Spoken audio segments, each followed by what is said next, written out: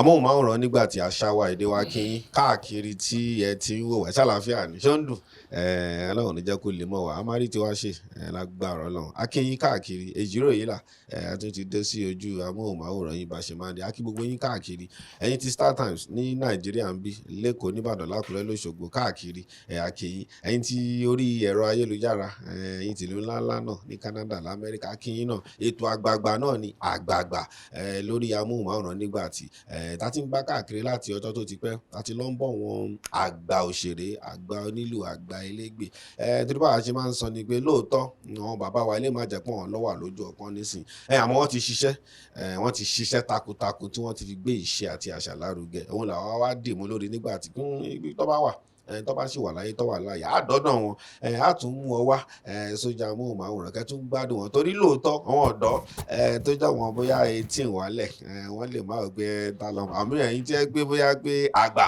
mọ̀ kí gbogbo wọn wá ń báyìí àwọn gangan ni wọ́n jẹ́ superstar tí wọ́n mójú amóhùnrán tọ́jọ́ kó dùn gbà yẹn ara àkọ́nà ọ̀rọ̀ bàbá wa wọn làwà lẹ́ni adúpẹ́ lọ́wọ́ Ọlọ́run pọ̀ wà láyé wà láàyè ẹ rántí bàbá ẹ̀yin fans bàbá pọ̀ ẹ̀rọ wọn kọ́ ṣọmọ ní bàbá ẹ wá nǹkan fìdílé ẹ gbádùn ara yín Láwálé wà ń bí pẹ̀lú mi Láwálé tẹ̀mọ́ kò ní bàjẹ́ àjọ wà ní kò ní bàjẹ́ pẹ̀lú Sunday ayé ọba ìlú Èkó làwà lẹ́ni ìlú Èkó làwà àti wá bàbá àgbàlagbà tí mo ti wù wọ́n látọ̀yọ́ tó ti pẹ́ tí mo fi tọ̀tọ̀ dádùn kan bàbá wa Femi Bright mo kí yín bàbá mi. Mo kí yín olótù. Ṣàlàáfíà ni. Dúpẹ́ fọlọ́run. Bàbá o. Ẹni mo ti dé wẹ́rẹ́ yìí. Mo wà dédé. Àdúpẹ́ lọ́wọ́ Ọlọ́run. Bàbá ẹ̀ kọ́ àwọn fáǹsì ń gbẹ̀lẹ̀ wá bí ẹ̀lẹ̀ ń pọ̀ fún mi ilé nìyí. Mo kí gbogbo ẹ̀yin olólùfẹ́ mi, ẹbí ará ọ̀rẹ́. Mo kí yín pé ẹ kú dédé wò yìí.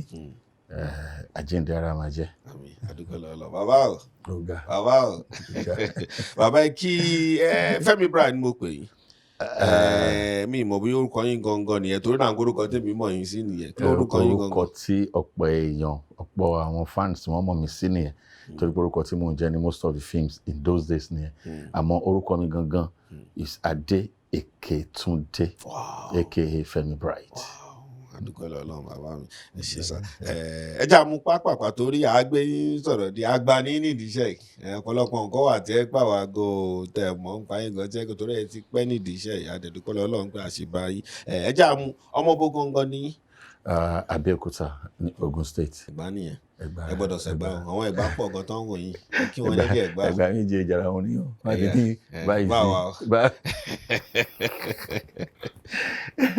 adúpẹ́ lọ́wọ́ ṣé Ẹ̀gbá náà ni ẹ ti ṣe kékeré ni àbí ìlú Èkó náà ni. Ìlú Èkó lọ bí mi sí tí mo ti lọ sí gbogbo iléèwé tí mo dàgbà sí so the only time tí mo kọ́kọ́ jáde kúrò ní ìlú Èkó was ìgbà tí mo kọ́kọ́ lọ ṣe secondary school ní Ìbàdàn. So báyìí nígbà kọ́kọ́. Ìgbọ́lọ́ bí yín sí ilé ẹ̀kọ́ ẹja padà sẹ́yìn díẹ̀. Àdúgbò wo ni? Yaba. Alágo méjì ní ìlú Yaba. Mo lè lọ sí Yaba Methodist School. Mo ti ṣe kékeré ní Sákìrì. A tó bí ọdún mélòó fún aláìdíà kan náà ìdíà a tó bí ọdún mélòó nìyẹn sẹ́yìn. Gbàtọ̀ bí mi àbí precisely 62 years ago. Àbí mi sí ìlú Èkó. Ẹ̀yin tí mo ẹ ti pé 62 ẹ ṣe wà. Mo ti ṣe 62. Wow. Last birthday mi was 62. Wow. Àdúpẹ́ lọ́wọ́ ẹ já sọ́n pa bàbá àti màmá tó bí yín lọ́mọ ṣókí ẹ bá mi sọ́n pa wọn ta ni wọ́n bàbá màmá. Mr. and Mrs. Adebayo Eketunde ìyá mi Hamdalat Eketunde ọmọ Ẹ̀gbá náà ni bàbá mi Adebayo Eketunde ọmọ Ẹ̀gbá náà ni ìyá Ìjẹ̀bú bàbá ẹ̀ láti mọ́ ní ìlú Ẹ̀gbá. Kí ni iṣẹ́ òní bàbá ṣe iṣẹ́ òní yà ń ṣe. Bàbá mi ṣiṣẹ́ ní lóko ní NRC ayé gbà yẹn most people lóko òṣìṣẹ́ lóko ni wọ́n ti ṣiṣẹ́ so bàtàn dẹ̀ establish iṣẹ́ tí wọ́n ní rental services méjì wọn sínú gbogbo Yaba nígbà yẹn even wájú ilé wa gan máa ń pè oníṣẹ́ bus stop ni wọ́n máa ń pè. Ẹni bus stop ń gbà. Bus stop wájú ilé wa tó bá ti dúpọ̀ pé àwọn oníṣẹ́ bus stop ó wà o. sọ wọn tó ń wò yín báyìí máa tán máa kọ́ máa wọ̀ pé ibi oníṣẹ́ bus stop yẹn máa rántí báyìí. ìyá mi trader ni so kàjẹ́ bí ó ṣe jẹ́ nípa àwọn tó bí mi. Mi wá gbọ́ èmi bí wọn sọ pé bóyá pé ìṣeré orí ìtàgé ni bàbá ń ṣeré àbí ìyá ń ṣeré bí ìyẹn wà níbo nìyẹn ti wá níbo nìyẹn ti tó ti fẹ́ wá bá yín. ìyẹn àmútọ̀run wà ní mi ò jogún ẹ̀ lọ́wọ́ ẹnì kankan àmútọ̀run wà torí pé mi gan fúnra mi pé láti kékeré tí n bá ti rí bí wọ́n ti ń ṣe nǹkan bí eré báyìí ìbínú máa dùn máa lẹ̀ pamọ́ bẹ́ẹ̀ ni màá máa tọ́jú máa wò wọ́n ní even when I was in the primary school máa kó gbọ́ àwọn kékeré ẹgbẹ́ mi jọ àmà nǹkan tá a bá ti wò lórí tẹlifíṣàn màá máa kọ́ wọn àmà replay àmà túnṣe so it's just something tó jẹ́ pé kì í ṣe pé bóyá age kan ni mo dé tó ń wù mí àbí nǹkan ni mo rí tí mo ṣe ni pé mo ní interest mi ti wá láti ayé àwọn bàbá Ògúndé torí ilé àwọn bàbá Ògúndé ń bá yẹn very close to my house ni alágo méjì náà nílé bàbá Ògúndé ẹ mọ̀ wọ́n nígbà ayé wọn. àdúgbò ni even máa kọjá a lè lọ sí church tí máa lọ church ká má gbà wájú ilé Ògúndé kọjá n bá join the group Ògúndé gan at a particular time bọ̀bí ṣe lọ síbẹ̀ táwọn ará ilé gbọ́ngbọ̀n ìwọ̀n padà ká má ṣe fíìmù máa ń kú o má lọ o má ṣe gba English tó ń ṣe ní kọ́ra má ṣe o ní kọ́ra má ṣe o. That was how I dropped the idea of going to join the Ògúndé troupe. Wọ́n kọ́ síta ń gbà yẹn pé they needed young actors and actresses. Èmi àti girlfriend mi kan gbà ẹ̀ lábá lọ bọ̀bọ̀rọ̀ tí wọ́n yàn ń sọ tán bá lọ ya fíìmù èèyàn máa kú ni o mo ṣe drop ẹ̀. ṣé nígbà yẹn ṣọ́ tí ń ṣe sí ọ̀bọ̀ Ògúndé ṣọ́ ń ṣe sinimá àbí wọ́n ń ṣe tẹlifíṣàn gbà yẹn. wọ́n ń ṣe tẹlifíṣàn kó tó ayé ni fíìmù àkọ́kọ́ tó ṣe ayé gan ìgbà yẹn tó ń ṣeré lórí tẹlifíṣàn Yorùbá Ògúndé show ni wọ́n máa ń pè lórí tẹlifíṣàn láyé NTA Ìbàdàn. Then apart from Ògúndé Indian films ilé mi ò jìnnà sí Casino Cinema so adent film watcher ni mí kò sí ojúmọ́ tí ń lọ fún gbogbo bẹ́ẹ̀ bá wọn bá a máa ṣe mí pé àwọn ṣe dá mi sí India wọ lọ́n ó ṣe dá mi sí lu so gbogbo gbà yẹn ni kìíní yẹn ló ti ń gbilẹ̀ nínú mi so that's how. bó ṣe bẹ̀rẹ̀ nìyẹn ṣe wá níbi kan tẹ́ ti wá lọ kọ gangan pé tẹ́ máa sọ pé èèyàn kan ni mo wá lọ bá tó jẹ́ bí ọ̀gá mi tó kọ́ mi níṣẹ́ rẹ̀ àbí báwo ló ṣe wá bẹ̀rẹ̀ gangan fún yín sọ. mi ò kọ́ anywhere it's just a natural talent training me watching telly seeing good actors. Watching fantastic actors whether in India, in Yoruba, in Nigerian English films tí wọ́n ń ṣe ní orí television àbáwọn Yoruba films bí kọ́ lára gbogbo everybody ni mi ò sí lábẹ́ ọ̀gá kankan rí. láti gbà tẹ́tí gbẹ̀rẹ̀ láti tí mo ti bẹ̀rẹ̀ rádà èmi ni mo fọ́ọ̀mù ní 1981 ni mo dá group sílẹ̀ mo pè ní African Theatre Reformers èmi ni mo ń kọ script ẹ̀ tí mo máa ń produce gbogbo ẹ̀ a máa ń lọ show ẹ̀ ní a máa ń lọ ṣeré fún wọn ní LTV8 kò pẹ́ púpọ̀ tán LTV8 lẹ́ǹgbà yẹn wọ́n pe program yẹn ní youth theatre so group Mr. Benton Moloju Kakaki àti some other groups wọ́n lè show tiwa lọ́sẹ̀ wọ́n show Kakaki lọ́sẹ̀ tó tẹ̀lé wọ́n show àwọn mí lọ́sẹ̀ tó tẹ̀lé wọ́n máa ń yọ láàrin ara wọn bẹ́ẹ̀.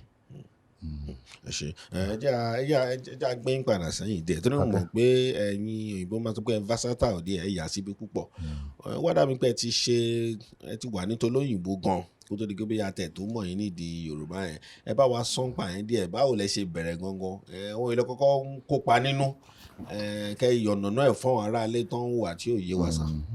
Apart from ìgbà tí mo ní group ní gẹ́rẹ́ tí mo kúrò ní school mo máa ń lọ sí NTA tọ́wá ti dé NTA a ní drama room gbogbo àmà wà ń bẹ́ wọn máa ṣe audition that's why I started my first appearance lórí television professional acting. ẹ kò máa lọ síbẹ̀ gbà yẹn. a máa lọ so everybody wọ́n máa ti kọ́ síta pé okay producer bàbá yìí wọ́n fẹ́ ṣe audition o so we go so when you are audition wọ́n pick àwọn èèyàn so gbogbo àyẹ̀mọ̀ mo ṣe ní play of the week. Legal angle, many programs like that.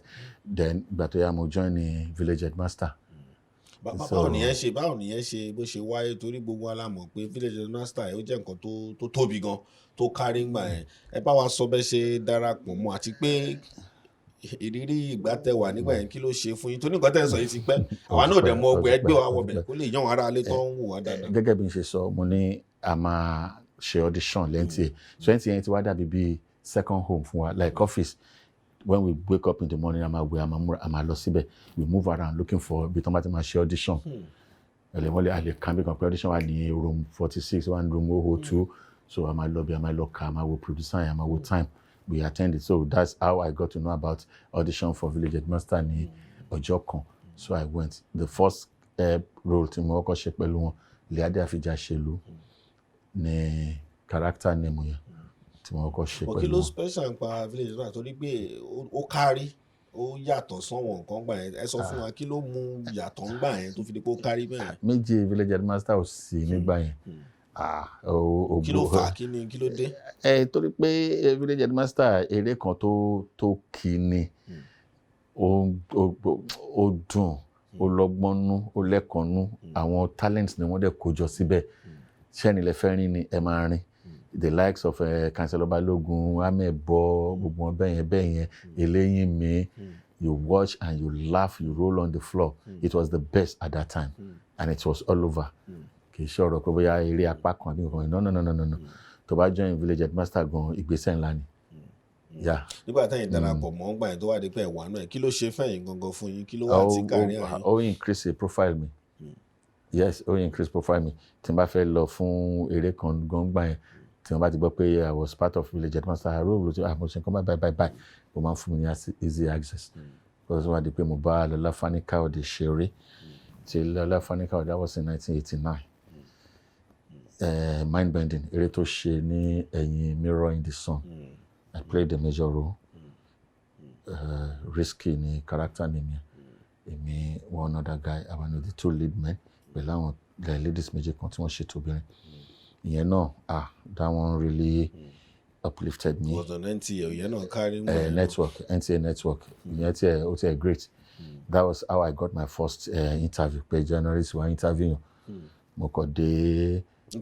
Because as I was acting, journalist when I interview, my interview me bara. It was on that mind bending. Money shop kan sí mo ṣe ń gbà yẹn, wọ́n ṣe barbing nǹkan kan bẹ́ẹ̀. Mo dé shop mo join mo bá journalist yẹn ti jókòó. Torí mi báyìí ó fò bí ẹni tó rọ́ lọ́hùn. Good.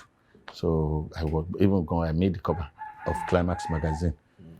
Ní ìgbà yẹn. It was later mo ṣe wá join ní àwọn train àwọn Yoruba videos. Ẹ má ti kúrò mẹ́jà ṣì wà ń bẹ̀ yẹn. Àwọn tá lọ wọn tó jẹ́ pé tẹ bá rántí àwọn colleagues yìí wọ́n tẹjọ ṣeré ńgbà yẹn. Gbogbo àdúntà ń sọ pé ẹ wà ní village headmaster. Àwọn tá ló jẹ́ bí àwọn set yín nígbà yẹn tẹ bá rántí. That was gbogbo àtàwọn Kate Adépégbà àwọn Lára Akínṣọlá tí wọ́n ṣe sewing girls. Ìdẹ̀ni ìyá wọn ọ̀gá wọn Sisi Clara. Gbogbo àwọn eléyìn mi gbogbo náà pátápátá ni wọ́n bá Councillor Balogun Enebele gbogbo wọn pátápátá ni wọ́n wà ń bẹ̀ but period tí àwọn tí mo dárúkọ yẹn ṣe sewing girls ní ìgbà tí mo fi bá wọn act nínú village headmaster. Ẹ ṣe ó ṣe pàtàkì kan bá ṣe ń wìn ọ láti dá a padà sẹ́yìn mọ̀ pé ẹ̀yin fans náà máa wò pé ẹran tí ṣe nǹkan tètò ìdálé lórí nìyẹn àwọn nǹkan tó ti ṣẹlẹ̀ sẹ́yìn ká tún gbé wá sí president débi ẹ ṣe bàbá ọ̀pọ̀lọpọ̀ wọn tó fì tó fẹ́ rí ọjọ́ wọn tó jẹ́ pé wọ́n fì sí Yorùbá movie yẹn ibẹ̀ la fẹ́ wọ̀ báyìí sí kí ló gbé yẹn wá báwo ni ẹ ṣe wá mo fẹ́ kẹ́ gbé mi wọ foundation gangan bó ṣe ní gbé Femi Bright wọ torí àwọn náà wò yín díẹ̀ ń gbà yẹn náà ẹ kọ́kọ́ gbọ́ bó ṣe wáyé. Thank you.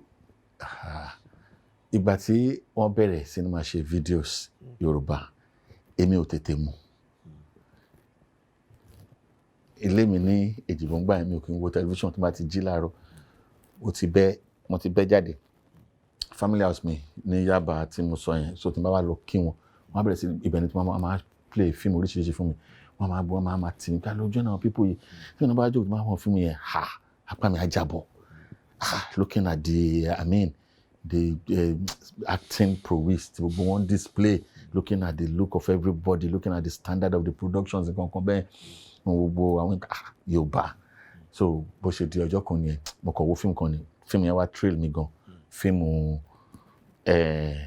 Délé Òdùlé mo ti gbàgbé title ẹ̀ òun àti Péjú Ògúnmọ́lá ṣe ìbejì nínú fíìmù náà so bí mo ṣe wo fíìmù yẹn I got so thrilled you should decide pé no I must get to meet these people mo wá wo address ní ẹ̀yìn pálí fíìmù yẹn bí ṣe lọ ní following day nìyẹn address yẹn gbà mo follow ẹ̀ tí mo débẹ̀ ilé Uncle Jídé ní ibẹ̀ so Uncle Jídé mo ti mọ àwọn ládùúgbò tẹ́lẹ̀ so ẹ̀gbọ́n ló jẹ́ fún mi the same street ibi tí first house dáàdì mi wà nílé bàbá tí wọn náà wà ní Kun Street end edge of that Kun Street nílé wọn wà so ní àwọn tí ẹ̀yin mọ̀ wọ́n bí eléré ń gbà yẹn náà gbogbo ẹ̀ náà ìgbà yẹn náà ṣe tí mo mọ̀ dáadáa so but all others gbogbo àwọn tí mo ti máa ń wò nínú àwọn films ní tí n bá ti dé family house náà máa ń gbé wọn tó ń play wọn fún mi bí ṣe dé náà bí ẹ̀mí ṣáà máa rí gbogbo wọn kọ̀ọ̀kan ọmọ tó sì mi lọ máa ṣẹlẹ̀ kan náà tí kan bá kọjá ṣẹlẹ̀ kan tí kan bá kọjá so I waited for Dele Odile now came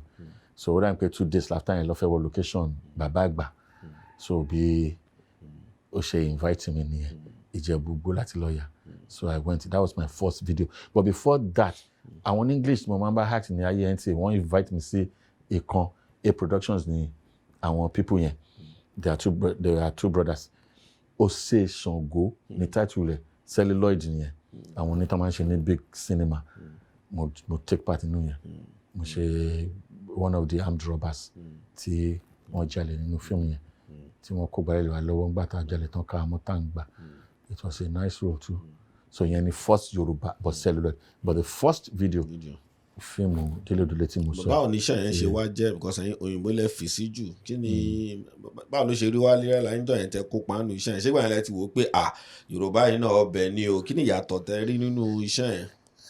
Ìyàtọ̀ tẹ́mi rí náà ni pé stardom tàwọn ní Yorùbá yẹn instant stardom ni the first one tó kọ́ máa jáde pé wọ́n àwọn ọ̀tá kọ́ pé mo bá wọn àti lásán people were giving me courage when it got to a stage tó fẹ́ sú mi because you go then especially when you don't have a name tó ti lórúkọ láàrin wọn ò ní bá kọ́bọ̀ o pẹ̀lú gbogbo fine boy mi everything gbà yẹn báyìí wọ́n rọ́bìṣì mi pẹ̀lú ọ̀rọ̀ lówó dé ni o mo lọ shoot gan ní Òṣogbo wọ́n yá mi lówó mọ́tò wálé ni o ò ní bá wá dé stage kan ó fẹ́ sú mi èmi ò ṣe mọ́ o everybody friends brothers irọ́ má ṣe bẹ́ẹ̀ sùúrù ló máa gba then late Adébímpé Adékọ́lá kọ́lọ́n fún ọ̀run kẹrìntì ìyẹn náà pè mí sẹ́gbẹ̀ẹ́ bọ́dọ̀ dé ó máa fẹ́ sún yín o ẹ má jò sún yín o you have the talent you have the potential to be great in it o ẹ má sá o ẹ má ṣe mọ̀ òun náà máa tún fún mi ní courage gbogbo àtọ́fẹ́ sún mi ẹ ti bá sọ̀rọ̀ tá a bá tún jọ rojọ́ kí n má ba rojọ́ mọ́ wọn ni àbọ̀dọ̀ adé mo ti sọ fún yín ẹ má sá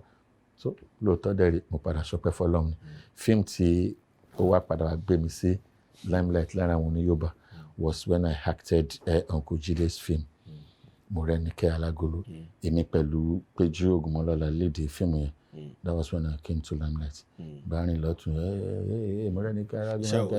iṣẹ́ yẹn ó kárí gan iṣẹ́ yẹn jìnnà orọlẹ̀ even when you ask ṣẹ̀wá bí àìmọye èèyàn tó bá láwọn ti gbà yẹn pé wọ́n máa padà síbẹ̀ ni pé Femi Bright àwọn rántí Morenike Alagolo. kí ló mú iṣẹ́ yẹn yàtọ̀ kí role lẹ play tó fi jẹ́ pé àwọn èèyàn fi kó jẹ gan gbòòrò báyìí. Morenike Alagolo yẹn jẹ́ wèrè ní nínú eré yẹn tó bá ti wá aṣọ agolo mọ́ra màá ṣẹ̀ṣẹ̀ lálẹ́ tán nínú ilé ni tí n bá dẹ̀ ṣílẹ̀kùn lé mi ṣe òbédè person tí màá rí ní ẹnu ọ̀nà that's all I can say about it so aspect kan nínú ẹ̀ tó fi unique nìyẹn so at the end of the day ó dáa mo padà fẹ́. àwọn tálẹ́jọ́ kó pátá làwọn cast tó wà níṣẹ́ yẹn tẹ́lẹ̀. Dele Odile played prominent too ibẹ̀ Dele Odile ti máa ń sọ bíbélì mi rè mo gbójúlé Ṣàjẹ́ played my mother Péjú Ògúnmọ́lá Uncle Jide himself Yínká Quadri Ògógó gbogbo àwọn most of àwọn tó ṣàǹrẹ́ nígbà yẹn wọn kó panu ẹ̀.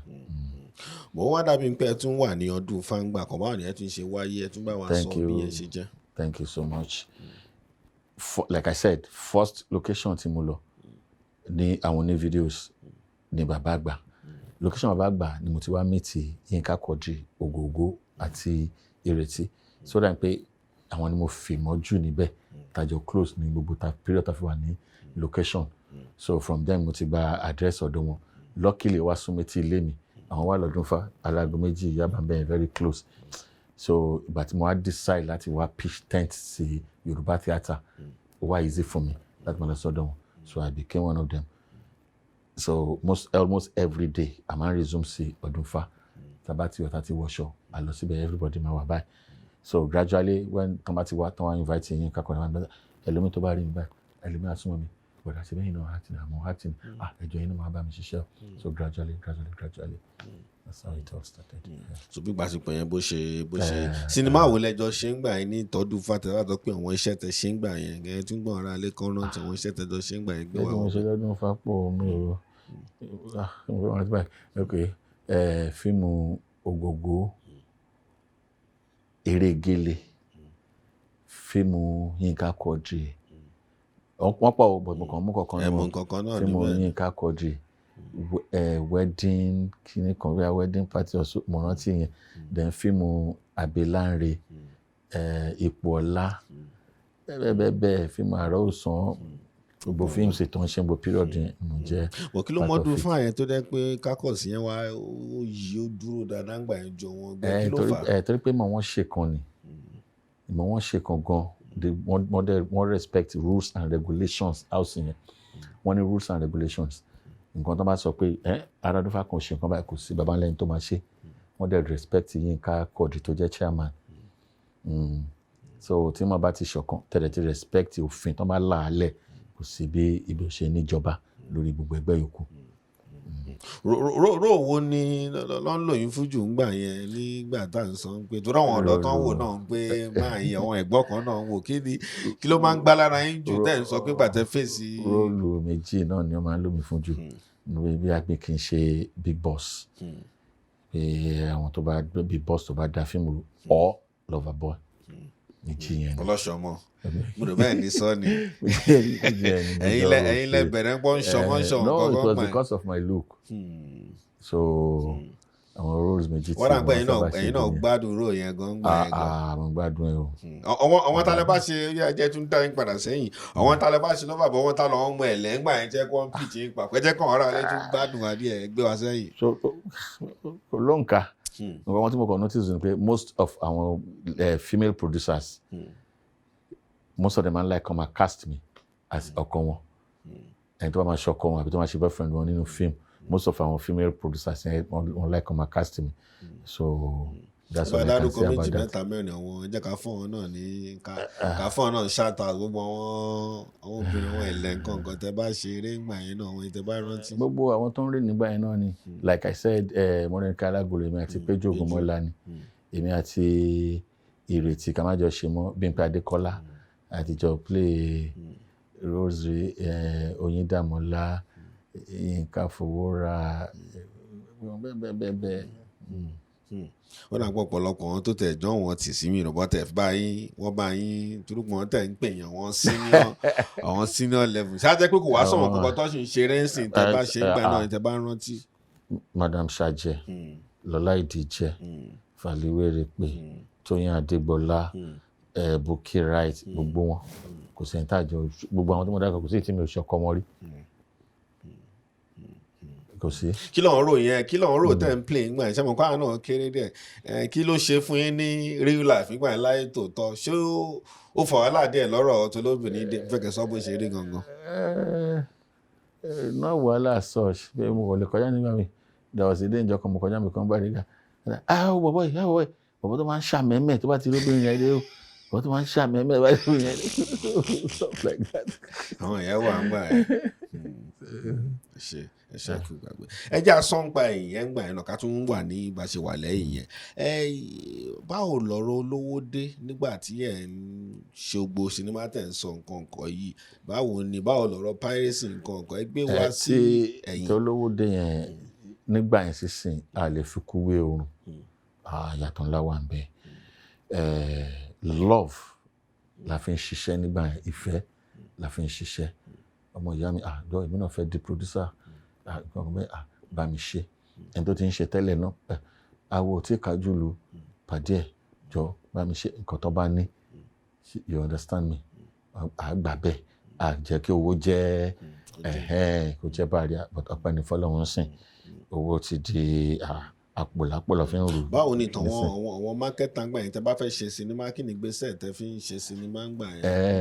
ìyàtọ̀ tó wà nínú marketing ní sin ni pé ìgbà yẹn you have to be at the mercy of our marketers dem máa gbé fún marketer mi àta ọjà ẹ̀ ẹ̀rú ẹ̀ ṣẹlẹ̀ sí mi èèyàn marketer kan ti ta ọjà mi rí marketer tó lórúkọ tí mi ò rí kọ́bọ̀ gbà ó lọ́jà ọ̀tà tí mi ò rí kọ́bọ̀ gbà. So you will be at the mercy of the marketers. Èyí tó bá dánú wọn, àwọn tó dánú wọn, wọ́n á san ìbáwọn tó bá tẹ́ bá jọ sọ, wọ́n á san pé èmi tó bá san dé bí ìdajì ọ̀nà wàá rìn kù síbẹ̀ ò ní rí gbà mọ́. So you understand, but in sin, àdúpẹ́ fọlọ́run. At least personally, you can sell your film to all these platforms. Àwọn cable kìíní wọ̀nyí. You sell your films, you sell online, you sell to DSTV, StarTime, káàkiri bẹ́ẹ̀, which is a big difference. Tí bá tẹ̀yẹ́ pé you don't have any outlet tó fẹ́ lọ fún rẹ except you go to the marketers and be at their mercy. Ẹ ṣeun. Àwọn director nǹkan gbà ẹ̀ torí nǹkan tó máa ń ṣẹlẹ̀ sọ́pọ̀lọpọ̀ àwọn èèyàn tó ń wẹ̀yìn eléré tó máa ń sọ ni pé wọ́n máa ní sinimá ìgbà yẹn ó máa ń lọ́pọ̀ lọ́nu ó máa ń jìnnà ẹ̀yin náà gbogbo ẹ̀ lẹ́yìn ṣe eléré nídà kí ni ìyàtọ̀ ẹ̀ kí ló fà á tó fi dàbí nǹkan dà ń pé àwọn iṣẹ́ tó ń wà sí ìyànfẹ́ fi dà ń gbó fẹ́. Nítorí pé ìgbà yẹn gbogbo ayé wa everything we had was in the job and ní 100% commitment. It was do or die for us. A fi gbogbo ẹ̀mí sí, a fi gbogbo ara sí, a fi gbogbo ọpọlọ sí. Ṣé you understand me?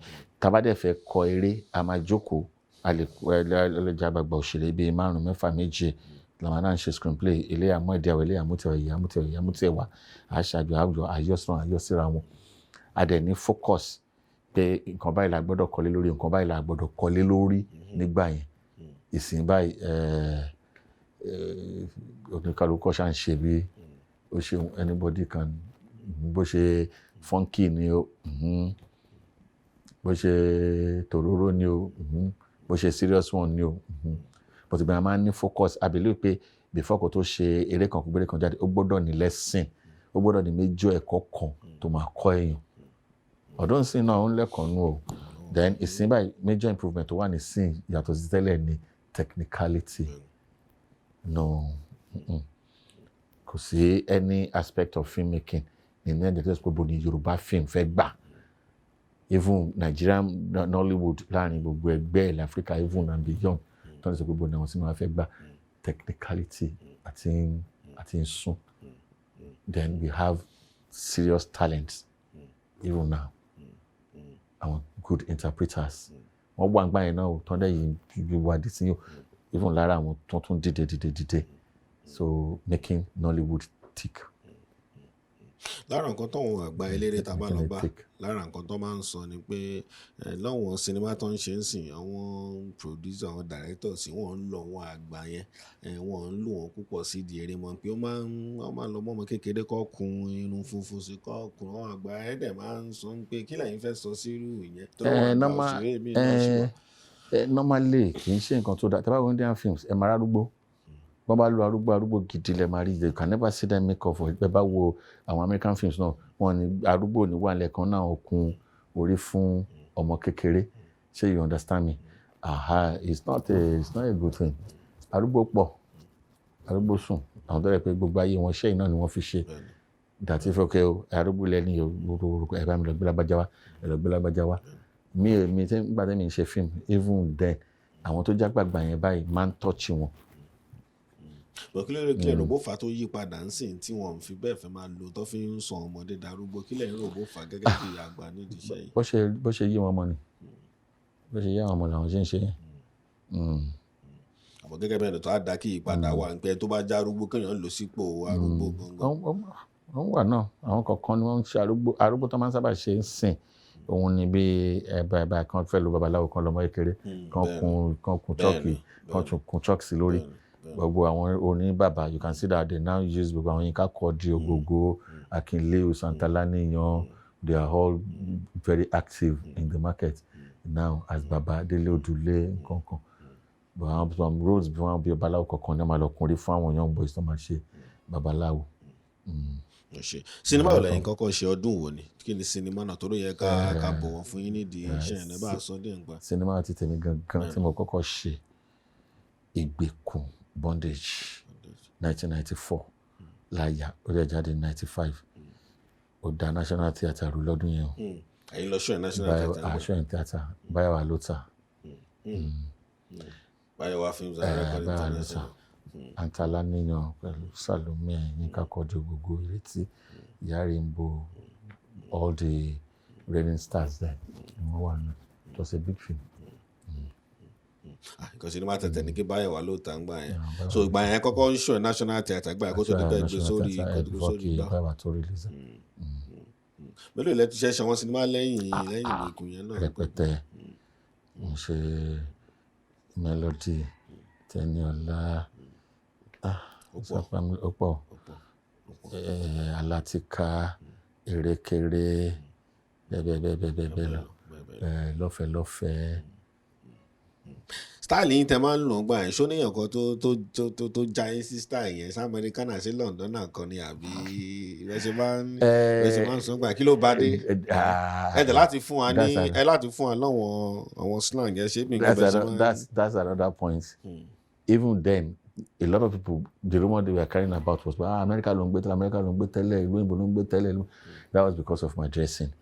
Lo yàrá mi tagun débi lè ṣe pọ́ǹkì kí n da kọ́lọ̀ síwájú ẹ̀ lo braces FEC mo fi ń rúfẹ́. So ìgbà yẹn náà rí pé FEC tẹ̀lé so bá náà ṣe gbọ́ pé Amẹ́ríkà ni bàbá gbé nǹkan. púpọ̀ nú àwọn tó máa fẹ́ wá láti nígbà yẹn most people tó bá bẹ́ẹ̀ wà lábúrò wọn fẹ́ wá ṣe fíìmù most of them máa dárúkọ mi ṣáà ni. Kìnìún yẹn wọlé dáadáa. Ẹgbẹ́ fún wa lọ́wọ́n láì tẹ́ máa lò dẹ́dẹ̀ fún ara lè kẹgbẹ́ wọn fans yín padà sí oṣù bẹ́ẹ̀ ṣe máa ń jù ú gbà yẹn náà fọ́ọ̀mù ẹ̀lẹ́ mọ́ra wọn. Mo ti fi jẹ bá mi mo fi ṣe ń jù. Gbogbo ẹ ti fẹ́ bà lọ. Mo ti fẹ́ bà lọ. Ẹ ṣe bàbá ẹ sì padà fọ ẹ rálẹ̀ máa rí ẹ sì fún wa náà. Bàbá mi sọ kí lẹ fẹ́ sọ ní bí industry ṣe rí báyìí sìn bẹ́ẹ̀ ṣe ń wò báyìí sìn kí lẹ ń rí torí àmọ̀ pé ojoojúmọ́ ni ó ń pọ̀ sí èrò ń pọ̀ sí iṣẹ́ lọ kí lẹ́yìn rí kí lẹ rò bí industry now ó ti pẹ̀ka rẹpẹtẹ ó dẹ̀ ti di ìròyìn àwa wò we have a lot of big stars mega stars a lot of millionaires a lot of rich women rich men láàrin àwọn èèyàn wa as a result of that and as a result of social media influence kò sẹ́kọ̀ọ́ fún àgbàlagbà kò sí bọ̀wọ̀ fún aṣáájú everybody does his own thing or her own thing that is what I can see about the present crop of artists. Nígbà yóò kàn ṣe. Kò ṣe òun kò sí lè gáàdì mọ́ ìgbà ayé títí wọn respect wa ń bẹ̀rù. Ìjọba náà wọ̀n ga yín bí báyìí gan ìjọba náà wọ̀n àgbà bọ́ọ̀ bàbá ẹ lè yá bẹ́ẹ̀. dìde nísìnyí báyìí mo yọ ọmọ mi àkọ́kọ́ jálẹ̀ ẹgbẹ́ yín aṣọ yẹn kọ́ báyìí. Ẹ bá ń gbé báàgì mi ẹ máa bọ̀ ẹ bá ń gbé mi ẹ máa bọ̀ which is not good for ọmọ Yorùbá ni wá I believe pé àwọn tá à ń ṣe theatre and project culture ni a major thing tí yóò wọ́n ọmọ Yorùbá fún everywhere is respect for elders ìbọ̀wọ̀ fún àgbàlagbà ìmọ̀ mi àkọ́kọ́ jálẹ̀ ẹgbẹ́ báyìí ni asọ́pọ̀ kan yẹn nù báyìí so that's ibi tó yapa dé nìyẹn. Wọ́n mi kí lẹ fẹ́ sọ sí ìtàn máa ń sọ pé ó dàbí pé owó yẹn ó pọ̀ lọ́dọ̀ àwọn obìnrin yẹn ń pawó ju àwọn ọkùnrin lọ nídìí iṣẹ́ yìí pé náà pé obìnrin ló ń rówó fi ṣe nǹkan ńláńlá nídìí iṣẹ́ ìjọba ọkùnrin lọ kí lẹ fẹ́. before kí wọ́n tó béèrè ìwọ náà mọ̀ ọmọ tó wà ní tiẹ̀. mo ní kí ló dé tó dà bẹ́ẹ̀. tó fi dà bẹ́ẹ̀. sọmọ pé ẹ̀yin àgbà òní nínú ó lè jẹ́ nǹkan táwọn èèyàn ló lè má rí bẹ́ẹ̀. Kí ni nǹkan tó fi rí bẹ́ẹ̀ ni pé okay a big man now ní dárúkọ category kan mi ní sọ pé bóyá láti ibì kan látòkè ibì kan ó lè fẹ́ gbé owó lálẹ̀ láti fi ṣe film something like maybe going to 100 million 200 million 150 million owó ńlá tó bá fẹ́ sọ pé ẹni tó ń fẹ́ kó bá wọn ṣe obìnrin ló máa tọ́ka sí so ẹni tí wọ́n kó 100 million fún tó fi ṣe film so imagine what she herself as a producer the maker of the film will make out of the 100 million. Ṣé you understand me? Some prospective executive need soft spot fún obìnrin ìyẹn lápá kan then lápá kejì normal ọkùnrin àti obìnrin kan fẹ́ra normal thing kàn sí èlédè pé lédè kan rí pé lédè tí bá ti ń rí fún ó máa ń triple mi kankan bẹ́ẹ̀ yẹn pé kán bá ń gbé wá lásán lẹ́kọ̀ọ́ sọ pé kò send account ẹ̀ wá kò yà ọ́ báyìí kò yà á lù. Ìyẹn ń ṣẹlẹ̀ bẹ́ẹ̀ náà. Which is normal. So part of the reason tó jẹ́ pé obìnrin lè téńté ju àwọn ọkùnrin lọ in the industry a lè fẹ́ kú. whether that was to ní Yorùbá tàbí lọ́dọ̀ àwọn Igbo. bí ẹ ṣe rí nìyẹn yẹn ni pé agbára obìnrin yẹn agbára wà bẹ́ẹ̀ náà. agbára obìnrin is part of it.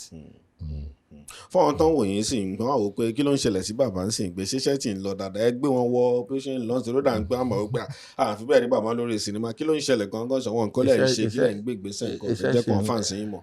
iṣẹ́ ṣì ń lọ ní ẹni tèrè tó ń wá mostly behind the camera ló máa wá sábà jẹ́ ǹsìn I direct mostly so like of recent mi parí iṣẹ́ kan tí mo co-direct with Ajala is my person.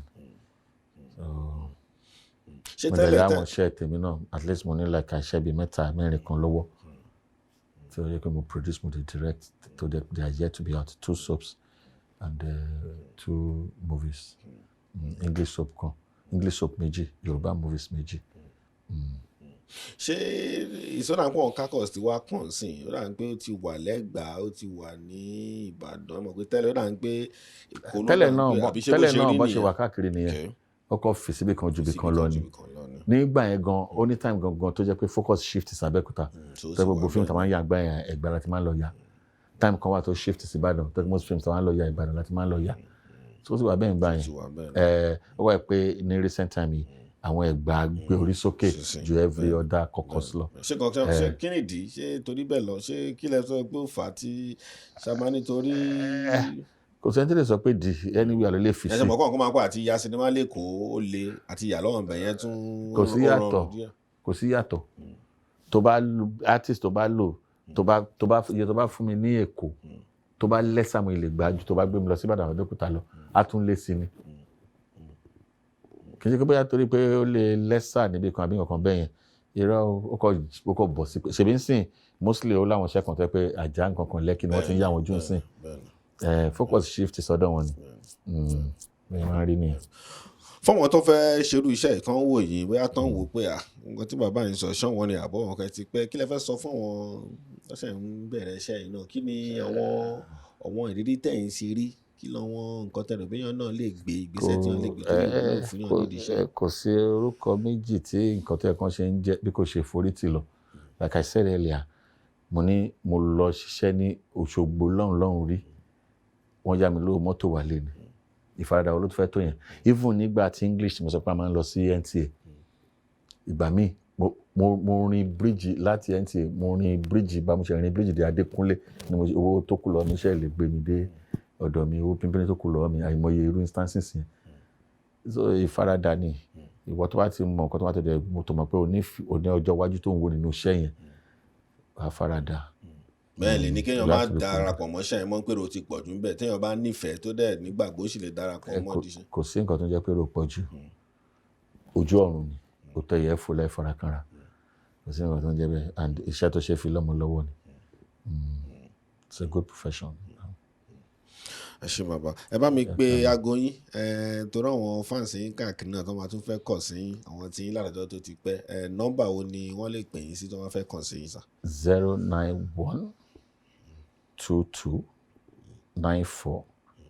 09122942083. ẹ bá mi pè lẹ́ẹ̀kan sí bàbá.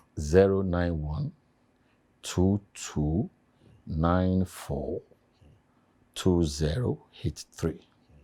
ẹ ṣé bàbá mo dúpẹ́ lọ ẹ bá mi dágbére fún àwọn olólùfẹ́ yín. ẹ̀yin olólùfẹ́ wa ń lé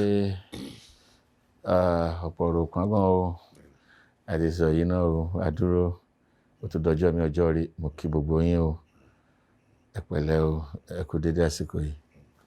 ẹ ṣé bàbá mo dúpẹ́ lọ́wọ́ sá ẹ pẹ́ fún wa sá o ẹ ṣé sá.